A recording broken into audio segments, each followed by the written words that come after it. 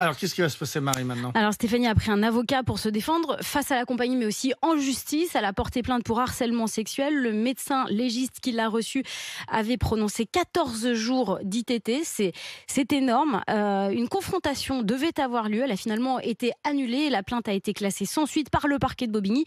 L'avocat de Stéphanie, maître Lionel Montagnier, demande à la justice de rouvrir ce dossier.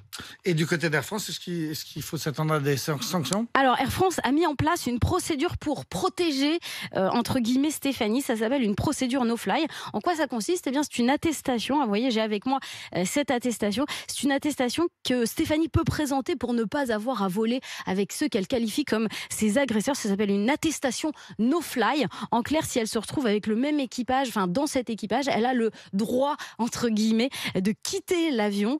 Pour son avocat, c'est une double peine.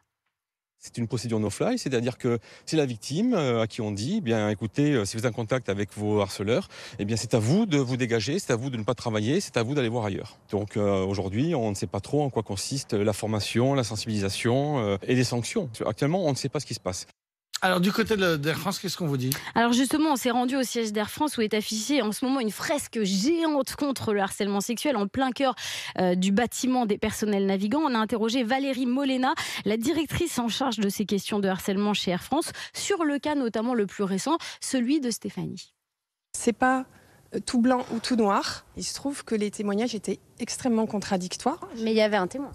Il y avait un témoin, mais qui n'a pas permis de trancher cette situation. J'ai lu aussi les témoignages. Le témoin dit exactement la même version que la victime. Je crois pas. C'est pas tout à fait ce qu'on a. C'est pas tout à fait ce qu'on a. Mais je l'ai lu le témoignage. Et moi aussi, je l'ai lu. Mais il dit exactement la même chose qu'elle. On est en train de regarder et on a écouté toutes les parties prenantes. Effectivement, c'est intolérable. Ce genre de propos, il ne doit pas exister. Ça ne doit pas exister, mais les pilotes peuvent continuer de voler. Ils continuent de voler. Ça dépend de quoi on parle.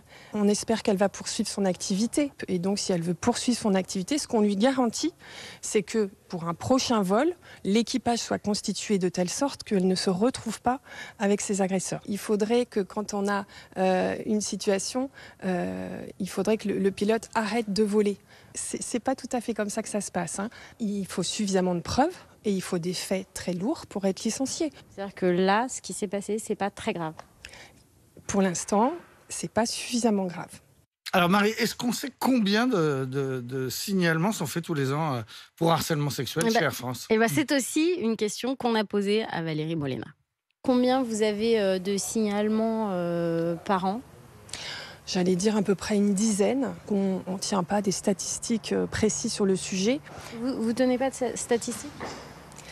J'allais dire pourquoi faire. Mais j'ai vu dans votre charte que normalement il devait y avoir un bilan annuel des signalements qui étaient publiés justement chaque année. Écoutez, on le fait, mais on ne publie pas les chiffres en l'occurrence. Donc vous avez des statistiques? Oui. Mais vous ne les publiez pas? Non. Voilà, donc c'est clair, Air France ne communique pas sur le nombre de signalements. Non, ni la direction, ni les syndicats que nous avons contactés et qui ont pourtant accès à ces chiffres. Sous couvert d'anonymat, un ancien élu nous assure qu'il y aurait plus d'une centaine de signalements par an. Cet ancien élu, lui aussi élu syndical, lui aussi parle d'omerta. Dans l'enquête édifiante que vous nous dévoilez ce matin, Marie Dupin, enquête réalisée avec Anne-Livia Tolinki et Johanna Chabas de la rédaction d'RMC. Mon petit doigt me dit que on aura l'occasion d'en reparler avec vous.